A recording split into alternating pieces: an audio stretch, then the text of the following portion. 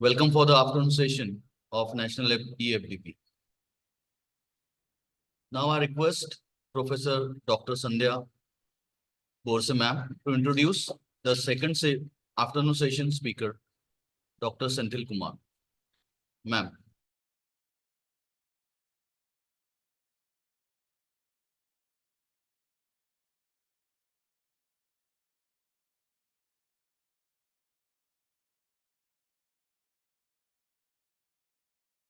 Very warm good afternoon to all.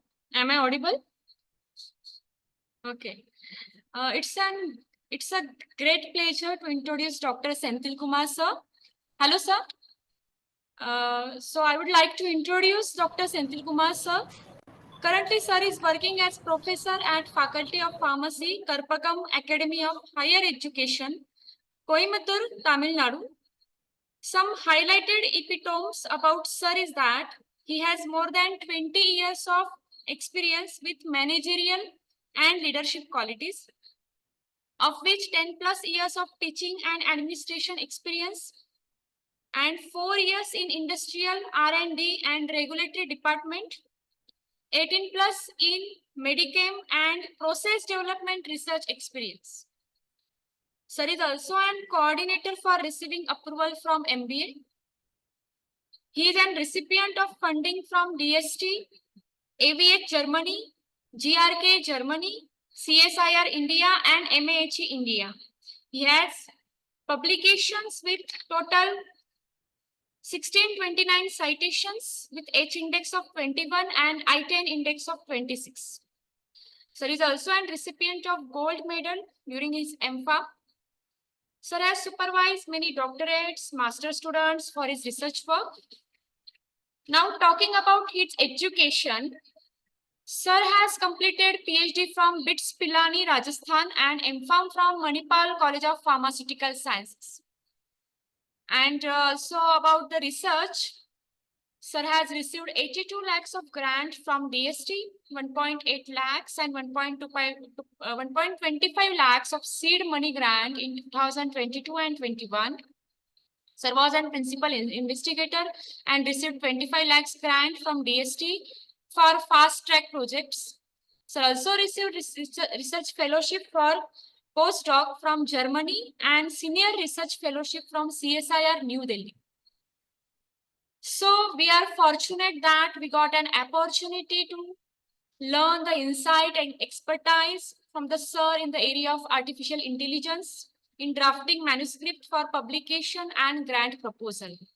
Now I request Dr. Senthil Kumar sir to take over the session. Thank you very much, sir. Thank you, madam. I think I'm audible. Yes, you are audible, sir. Yeah, thank you so much for your introduction. And I would like to thank the management of Sandip University for giving me this opportunity and the organizing committee for inviting me as a speaker for this FDP program. So, thank you. I think I'm loud and clear.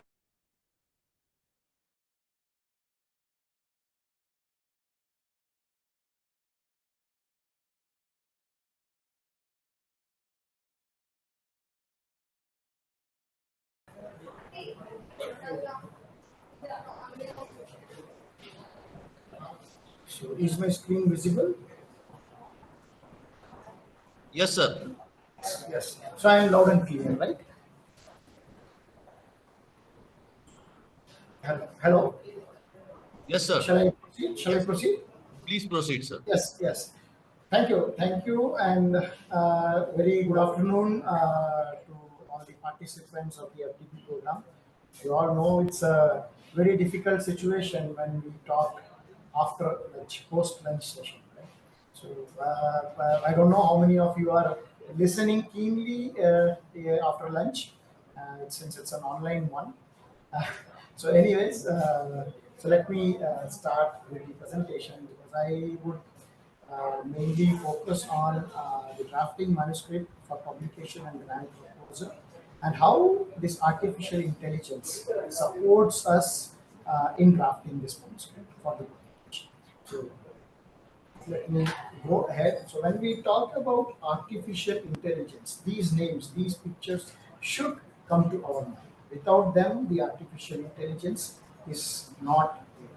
That is John Alan Turing, Alan Neville, Herbert Simon, Marvin Minsky. So these are the brain human intelligence behind these artificial intelligence. So we should first acknowledge them, and without them, this is not possible. Coming to the publication, when we talk about publication, it's a long way. Publication is called as a marathon. It's not a sprint that I started today publication and within next year I have 50 publications or 100 publications and I'm in top in that.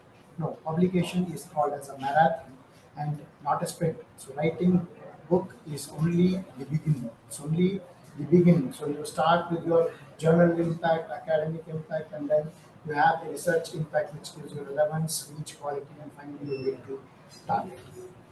So why do you want to do publication? What are the basic reasons? Everyone would have their own special or specific reasons for going for publication. Could be because of academic requirements. Yes, your management wants it. They are asking you to give a publication. Yes, you would have to do it. And approach for funding, yeah, you are planning for funding from government agencies or anywhere. So whenever you apply for funding, the first question for funding is what is your expertise? Do you have the expertise in the area where you are applying for funding? So that expertise can be shown only by the number of publications you have in the relevant field. So this can, for that purpose, yeah, we go for publication. Next is, even though you are not, you're not applying for funding or whatever, some people would be more passionate towards publication. They want to get themselves recognized in the scientific community.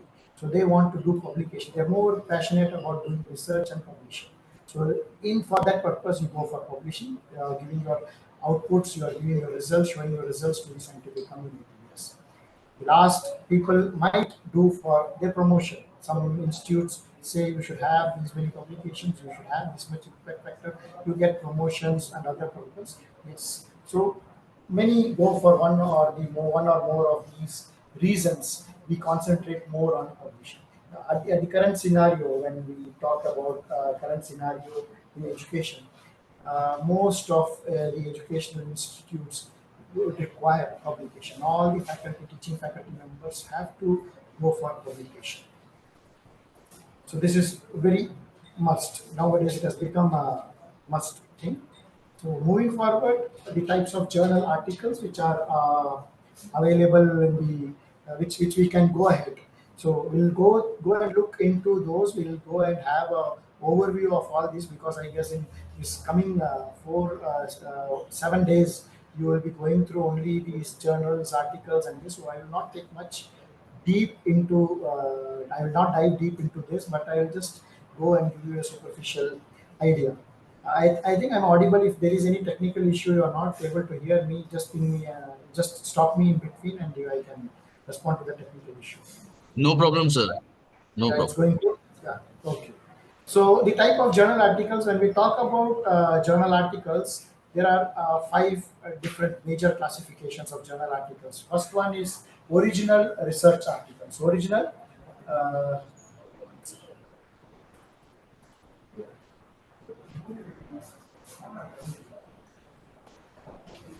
Original research articles, right? So this is the where people do their research and publish their research. They have their own findings which they would like to publish it in the journal. So that is called as original research. Next is short reports or letters, where you write a short report on whatever you have done and you submit it. You write it as a letter to the editor, and that is after review is being published. The third one is review article, where nowadays people just start their research with the review article. So actually the review article are mainly invited ones.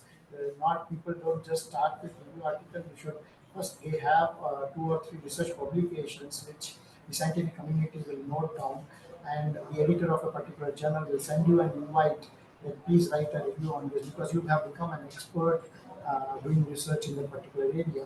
So these are called as review articles, and these are again subclassified into three major types called as narrative articles, qualitative systematic reviews, quantitative systematic reviews, which you call it as meta-analysis, which is mainly seen with clinical publications. Narrative articles are again classified into editorials or commentaries or non-systematic narrative reviews.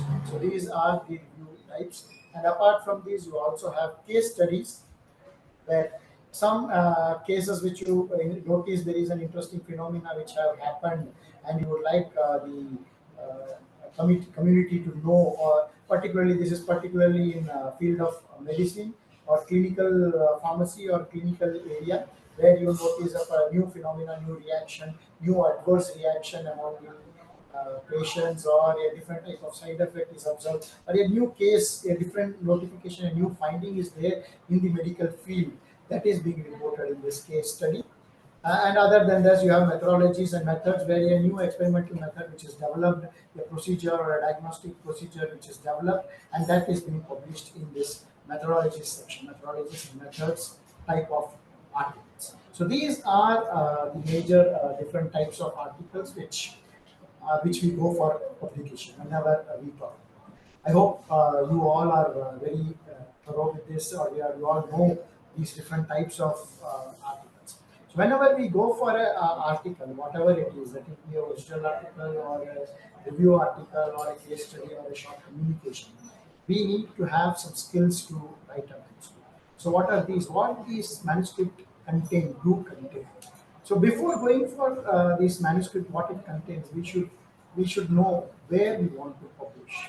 So the target journal. So you have to publish in a particular journal. You first need to select the journal, and the selection of the journal is based on the impact factor.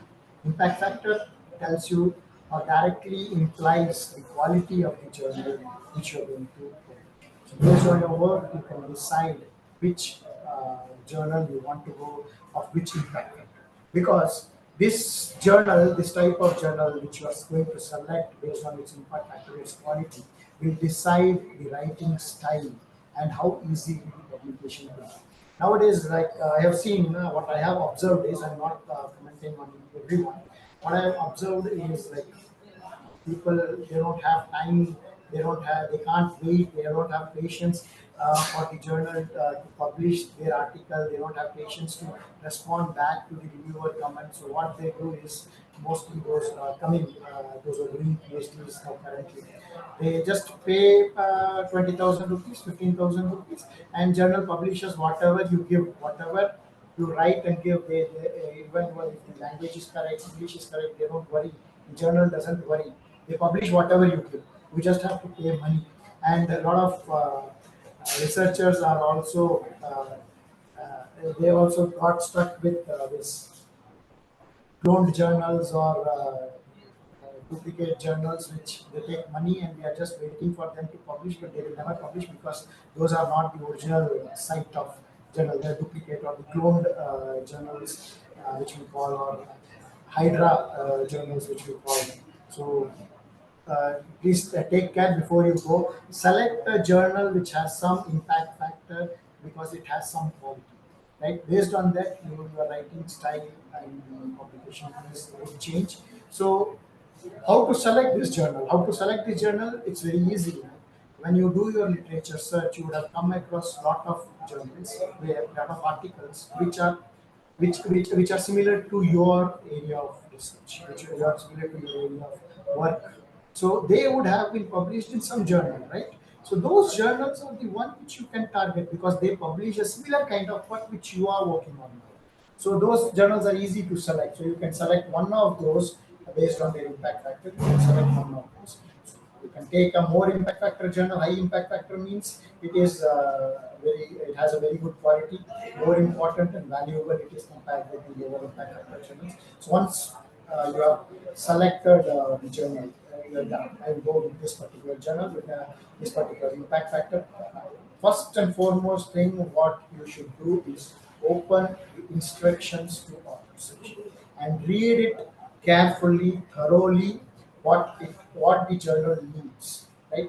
What it needs, how it needs, all the details are given in the instructions to author Once you are thorough with these instructions, you can start formatting your draft your manuscript. Right? Manuscript, whatever journal you take, it should have it will definitely have the following components, right? And everything should be organized in a logical manner, right? So it would have a clear title. Yeah, it's must. Abstract, yes. Introduction, materials and methods section, how you have performed the experiments, discussion of the results, what you have obtained, what is the outcome, and what you want to convey to the scientific community based on those results. Finally, concluding it with a list of references.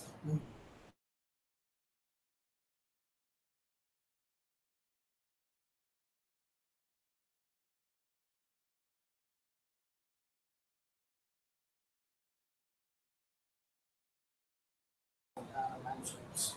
So this should be there in this order. So how do you structure your manuscript? How way you should structure your manuscript? So the first is the head part. So I divide the whole manuscript into the head, body, and the tail.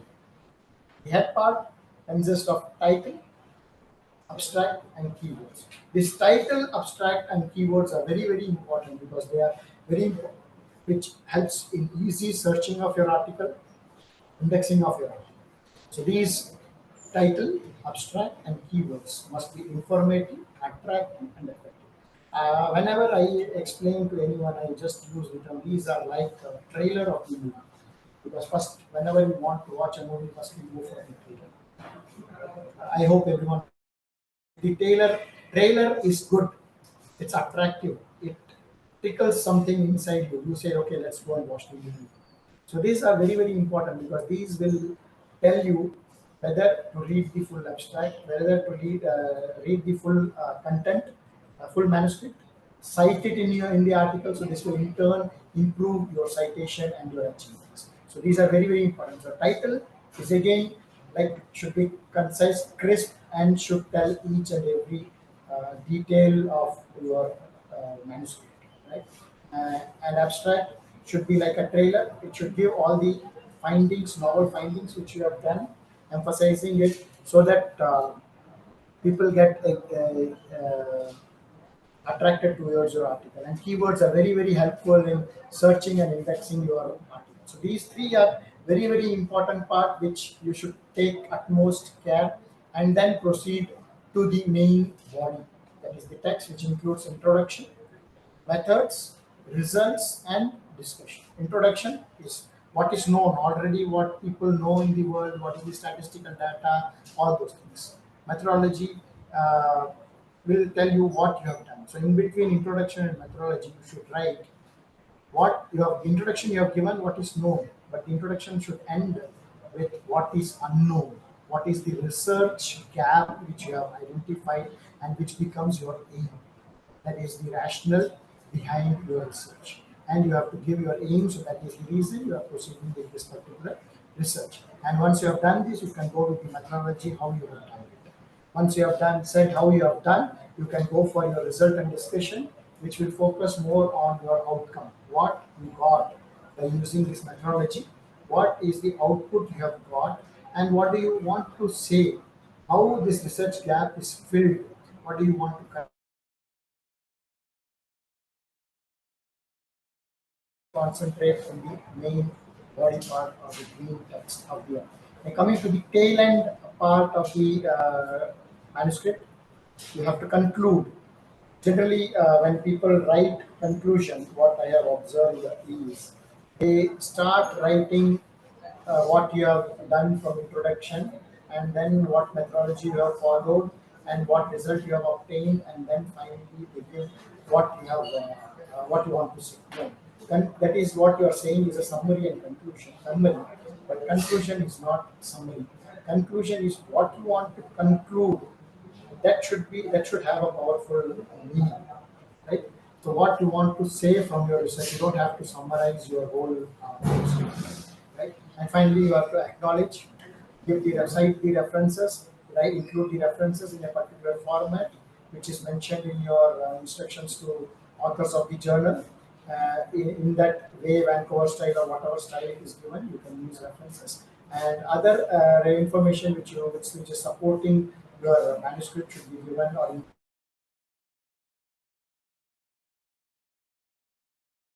manuscript. All these are the different components of the manuscript.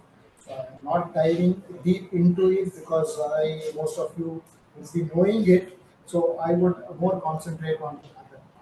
Now, when you start writing an article, you will have to include title, abstract, conclusion, introduction, methods, result and discussion, and figures and tables. So whenever people write, they first start with the title, and then they start writing the abstract, and then introduction story, and their result discussion, and finally conclusion, and then they start preparing their figures and tables. But no, actually, you should go the other way around. Yeah. So what you should do is first draw all the tables, result tables, decide what figures you want. So these figures and details, once it is ready, your 50% of your job is done. Then you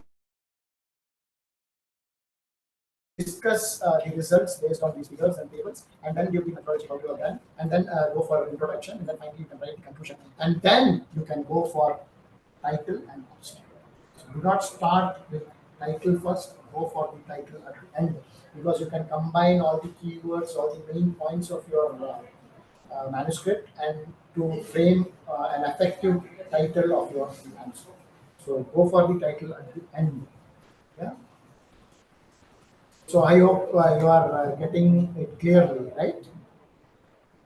So the basic 10 principles which you would like to use to improve the publication, improve your acceptance of publication is first, organize your manuscript properly. Organize the whole manuscript properly with all the subheadings. First, state and study the question and study the rationale clearly. State it clearly. Do not have a dilemma, confusion, maybe, it would be, it could be, no, all this. State it clearly that this is my such question and this is the rationale, and clearly state. Once you have done it, explain the material and methods in a systematic way, how it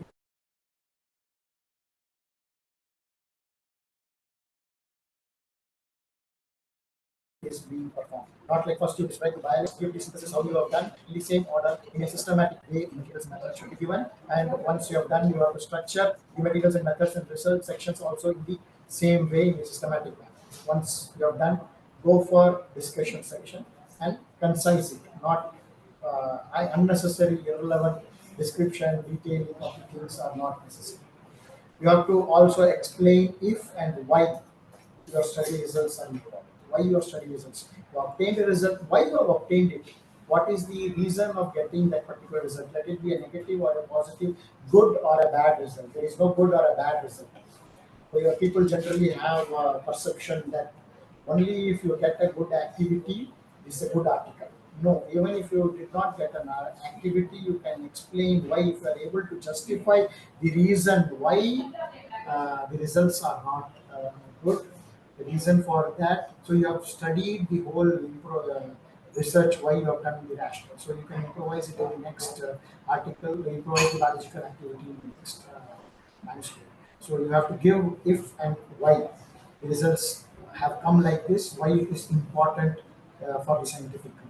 So all these we need to explain, and you should avoid interpretation of over interpretation of results. You should only interpret. People generally, when you write the discussion section, they again state what is there in the table. You write the value in the table, and you write the age taken considered was 30 to 40. That's already there in the table. Why do you want to give it again? Why do you want to discuss it again? So those things are not needed. So interpret the results. Don't go for over interpretation. And also you explain the limitations of the study. You will be explain the limitations of the study. It will help readers and even the reviewers and editors to understand the manuscript of the research more appropriately. And you can also account for any unexpected. You would have expected a good result, but you did not get. You can account for it. Why it has not come also you can explain it. So this will avoid more review from the reviewer, because whatever queries he has, or everything would have been answered. And finally, once it goes to the reviewer, whatever suggestions he has given, try to incorporate. Try to incorporate each and everything in the revised manuscript. Because a reviewer is an expert in that particular field and he feels something is important, yes, definitely that would be necessary. In the try to incorporate reviewer suggestions. If in case, a very rare cases which you feel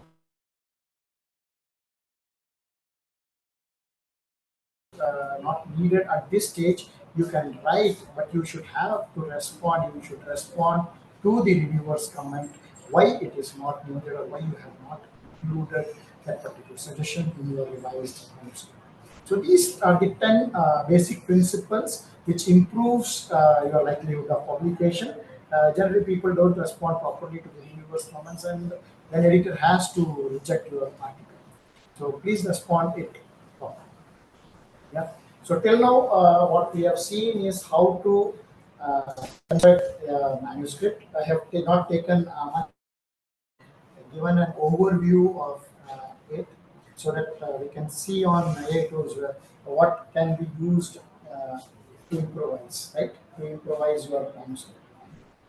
So why we want to use AI, artificial intelligence? When we talk about AI, that is nothing but artificial intelligence. So why do we use artificial intelligence? Why we want to use artificial intelligence is first, it enhances the efficiency by expediting the writing process. So sometimes, like we say, want to sit and write, we don't get some points how to write, how to start with. So all these problems can be overcome with AI. AI can give you an idea, and then you can start constructing your manuscript based on that initial writing process which AI has suggested. And AI can swiftly generate drafts and summaries. So you have a 10 page and you want to summarize it, how to do it, from where to start, you have confusion, give it to AI, it will do it. And then you can focus more on research and its analysis of the result of research, not on introduction or other general summarizing. It also productivity by automating routine tasks. Like you want to have formatting, voice space, line spacing, blah blah blah, all those things are referencing, or you don't want to waste your time. I have put 1 year, 2 there, 3 did I miss three, where is three? You don't want to do this. So you can use some AI tools like people generally use EndNote or Mendeley. They will help you in referencing. So you don't want to waste time on all this. You can concentrate more on your research, right? You can go for other level of work, and it also improves the quality of the language, grammar and styles, whatever is that you improve. It will improvise in a more polished way, a more professional in your language. Since we are not native English speakers, we would still lack some language, so we can improve it using AI. Ensures consistency in writing style, terminology, and formatting. So generally, when we start writing, we miss the language, right? Writing style, where somewhere we use past tense, somewhere we use present tense, we miss it generally. So AI can help you identifying it and maintain the consistency throughout the term. And terminology, somewhere we give the abbreviation, somewhere we don't give abbreviation, we write the full one, we use synonyms. So all these can be avoided with the help of AI. Right, formatting, the critical aspect of medical and especially in collaborative efforts. So these can be supported by AI. For these supporting these, artificial intelligence can be used. But how to use it? How to use this artificial intelligence? So select correct large language model, LLM, the correct large language model for create an effective prompt, citation and formatting tools selected properly which you want, grammar and language style tools which you want, you can select, and plagiarism and other ethical issues to check these. Some tools can be used, right? So these all these tools can be used. We'll see one by one what are these tools which can be used. So using these, you can improvise your manuscript. So before you start using AI, there are some tips. These three tips should be kept in your mind before using AI in your management. First is analyzing context and grasping nuisance in writing. So writing generally when you start writing your manuscript, we write in English, right? So it needs in-depth knowledge of the subject and language, in-depth subject of the language and subject both. So you should. So sometimes when we write, we want to edit, we want to write it, we change the meaning of the paper. So AI, when you are using, you have to be careful and make a note whether AI is changing. Initial stages, it is very, very important. First things, keep in your mind that AI, artificial intelligence, learns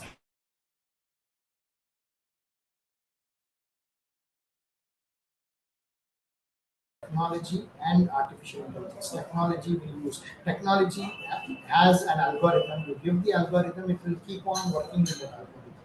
Whatever algorithm you give, it will prepare the data and give you the output. But AI applied algorithms will try to learn from the training set of the data which you have given. So based on that. So editing, how the way you do, like for example, there is a word figure. Figure is there. The result of this is clearly explained in figure 5. Sometimes during editing, the AI changes it into figure to image or picture or pic. So these are synonyms. So it just tries to change it. So when we do it, we should have that English knowledge and check whether it is changed or altered. So if you say it is right, AI will think that figures are pics. So it will try to change every time you give a figure. So we have to be very careful. We should know, we should have an in-depth knowledge of the subject, what we are going to give, what data we are giving, whether we are including the recent advancements, and we have to choose the native English language proficiency. Second is maintaining the sensitivity of the content, right? So AI is particularly based on data, big data. It learns from it. So these data are generated from humans. So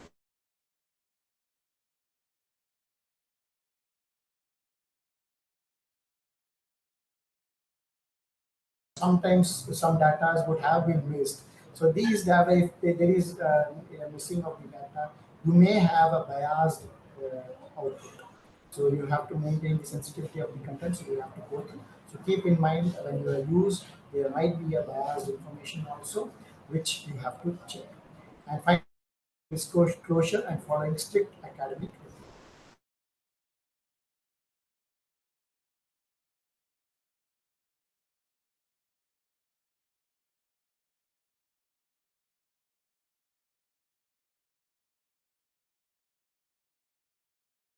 You are using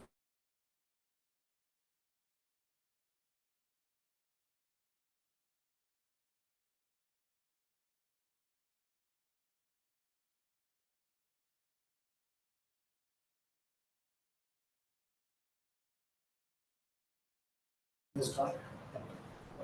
So these are the three major tips which should be kept in your mind when you use.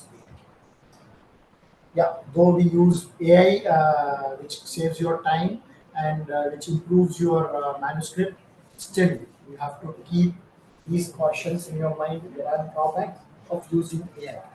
So this you can take it as a put it inside apostrophe, highlight it, and keep this in your mind.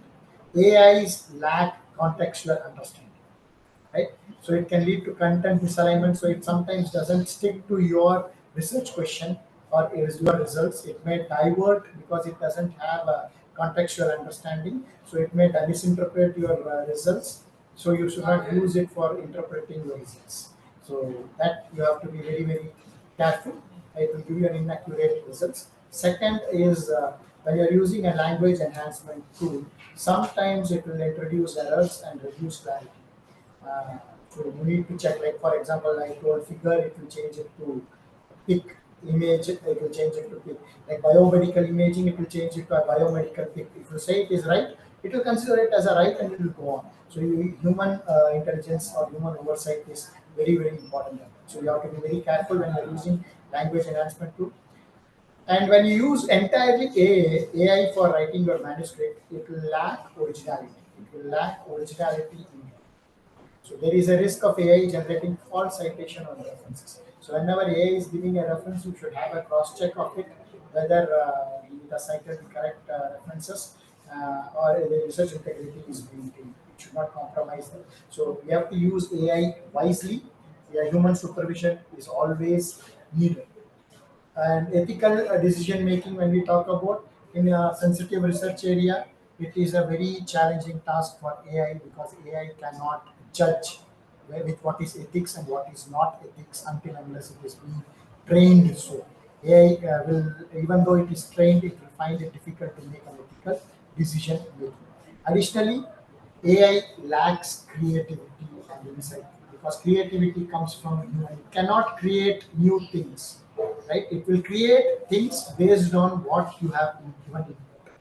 What input is being given by the human, it will create. So creativity comes from human to AI. AI cannot create on its own. It does based on your training, right? So, like writing or any difficulty in handling subject elements in research, any wherever human intervention is there, wherever ethical standards and quality is required, the human interference is always needed. Human has to intervene in that. And there is also a problem in issuing authorship and intellectual. So, like for example, if you use Chat GPT for drafting a manuscript, whenever whoever drafts a manuscript is given an authorship. Will you give a Chat GPT an authorship? Can you give it? So, when an authorship is given, that means you have taken credit for writing that, right? So, if AI is generated, so AI will get the credit. Then what human has done? Nothing, right? So, intellectual property will go to AI. We generally use a lot of instruments, lot of softwares, lot of tools for drafting our manuscript. We don't give an authorship for them, because they don't draft the manuscript. But when you use AI like ChatGPT, they generate the text for your manuscript. So when they generate the text for manuscript, that means they're drafting your manuscript. So they are the authors, not we. So we cannot give authorship to them, right? So this gives a problem. There is an issue of intellectual property regarding this. So what are the AI tools which can be used for a research like this? I list out some of it, but before I list out, please keep in mind, AI is not a substitute for critical thinking, creativity, and expertise of human authors. So I would like to emphasize this point before I proceed further. AI is not a substitute for you. It should only support you. AI is not a substitute for critical thinking, creativity, and expertise of human authors. You are the author. AI should only support you. So let's move forward. So Ask Your PDF, Grammarly, Fullbot, Pro Writing Aid, Writesonic, Paperpal, Jury's AI, Jenny AI. These are some of the best AI tools which are used, which can be used, but with all the cautions which I have stated before, it should be used. And if you use it with those cautions, it will definitely improve your manuscript to the next level. So there are some tools which are used for literature search and review, like Scholarcy, R Discovery by Researcher Life, Elicit, Research Rabbit. So all these can help you in literature search and reviewing the literature which you have searched. Then for data collection, Apan can be used. For data visualization and reporting, Heavy AI can be used. For data interpretation, Research AI. And for manuscript preparation, Paperpal AI can be used. So all these are some of the AIs which can be used to improvise your manuscript. We'll see some of these one by one. So before we go, so I just summarized. You can see the AI tools, what it can do, right? So all some are free, and free version has only some restricted features which you can purchase also and use it for with full version and take advantage of these software. So just a summary of it. So I'm not going much into detail. We'll see what some of the AI tools. There are a lot of AI tools available. There are some of the AI tools. I'm audible, right? Am I audible? Yes, sir. Okay, so I had a doubt. There was a perfect silence. So I have to have a check. Human intelligence, right? So Quillbot is the first tool which we have seen. So Quillbot generally we use when we prepare a draft and we go for plagiarism check. We find that there are a lot of plagiarism, that our text is matching with already published article. So we find it little difficult in changing the wordings language. So how many ever we change, the plagiarism software finds that we have taken from somewhere, or it finds a link to somewhere. So we find it little difficult what to do. In that case, Quillbot can help you out. So Quillbot can rephrase, or it's a paraphrasing tool in other way to say. It rephrases your text to a way, whether it is a better one or not, that author has to read and check it. So this is, you have two columns where you can, in one side you can paste your uh, text, which will be rephrased, paraphrased in the other side. This feature can be used free of cost. There is no charge for it. Next is pro-writing guide. Pro-writing guide also paraphrases your text and tells you what changes you can do when it is plagiarizing. So it's also a paraphrasing tool. Size space. It's one of the tool to read journal articles. So you have a co-pilot which can read for you. So it can read and comprehend, assist in your comprehending the literature, whatever you have found, right? So size space can be used for that. So size space, you see, it can take the literature. You can like filter it with what you want based on all your command.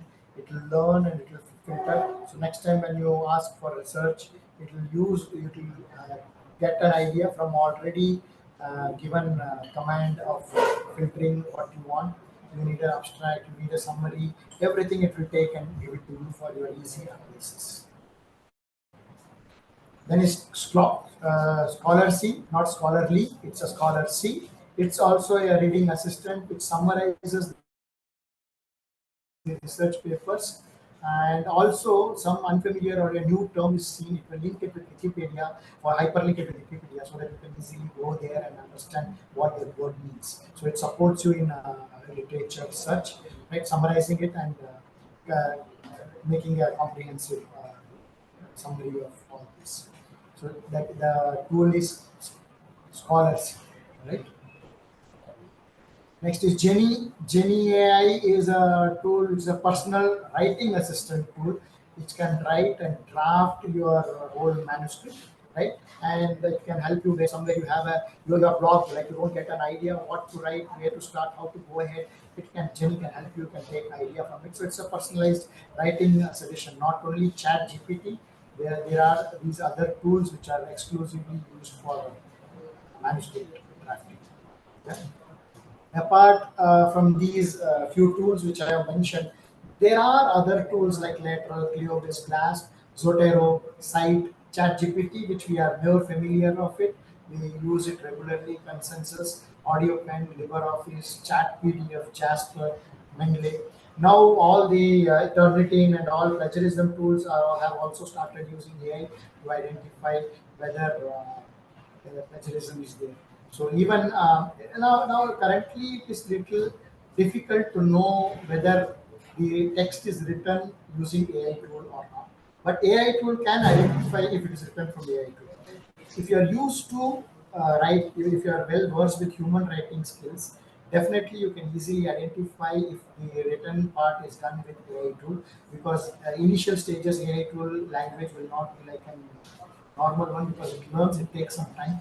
So it can easily classify. You need some expertise in differentiating this. But at current stage, if you give a manuscript, it is very little difficult to differentiate from AI tools. So we can only identify whether it has been plagiarized from other sources, but whether it is typed using AI tool, it is little difficult. But I guess in future, because all plagiarism have started using AI, plagiarism tools have started using AI, definitely there will be a tool to identify whether What we have written is from AI.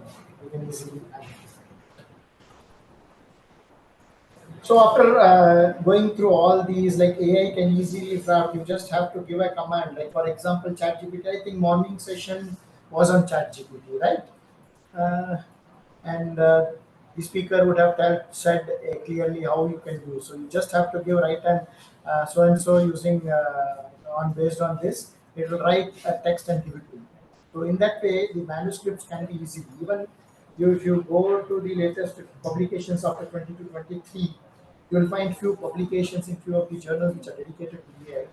The article is entirely written using AI, chat GPT or any other AI. Yes, if that is the case, like we can write the whole manuscript. Will artificial intelligence replace human being? What is your thought? What is your idea? Can anyone say it? What is your idea? Will AI replace the human? Am I audible?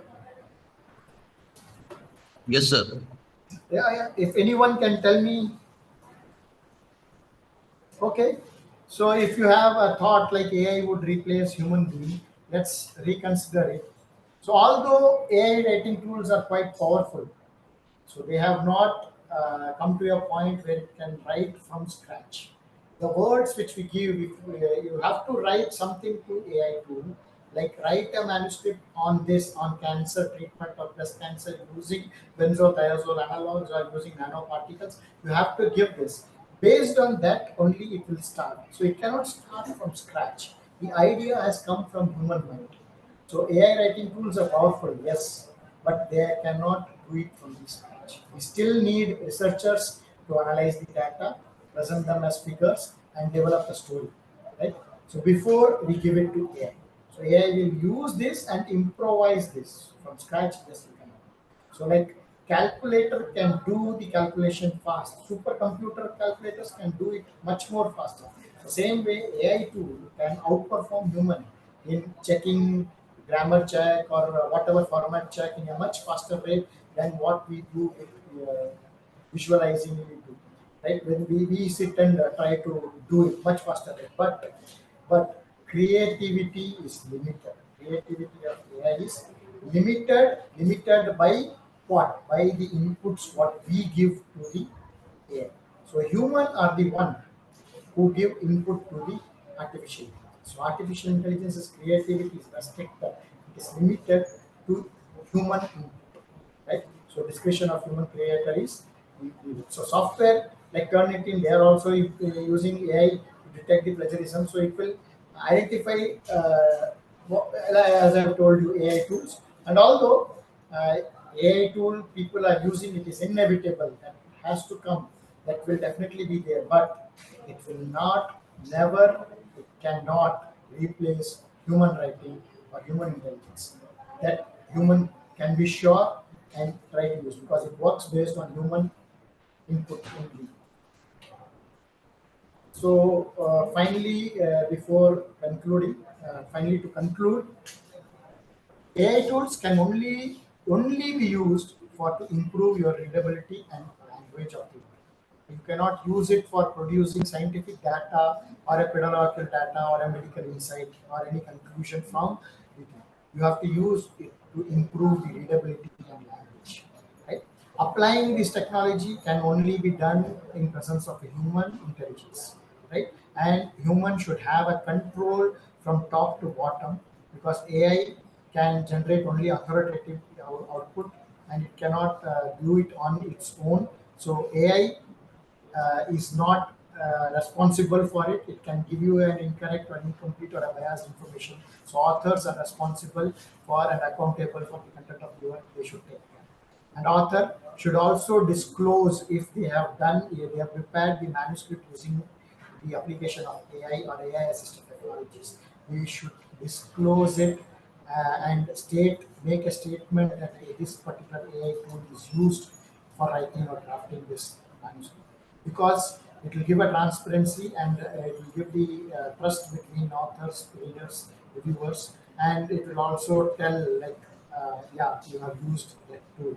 So Most of the journals have now started framing their own publishing rules, priorities, and policies for using AI tools and technologies.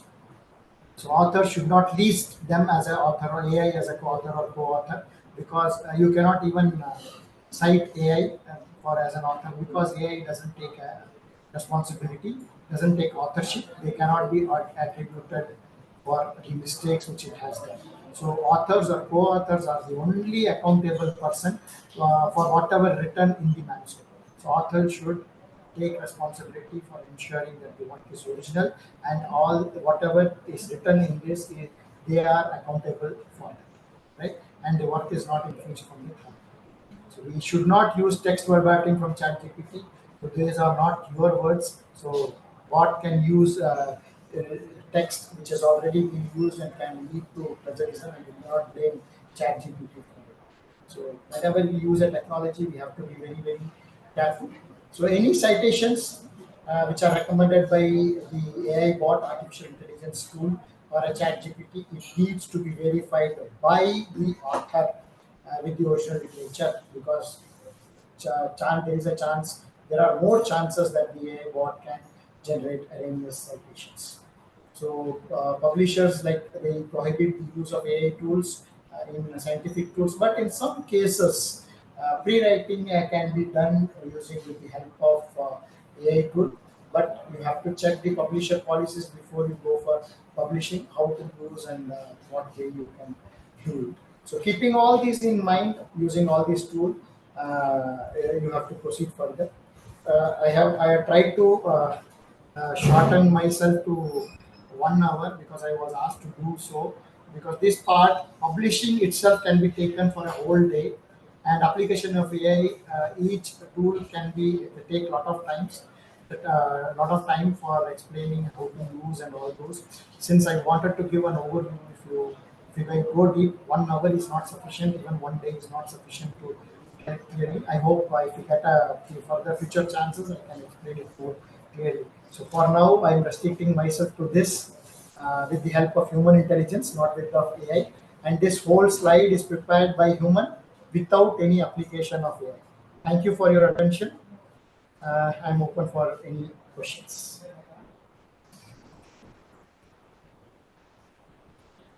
Hello.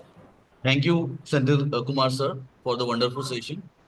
Through you, we came to Yeah. know some of the new tools used as a AI for improving the manuscript and Not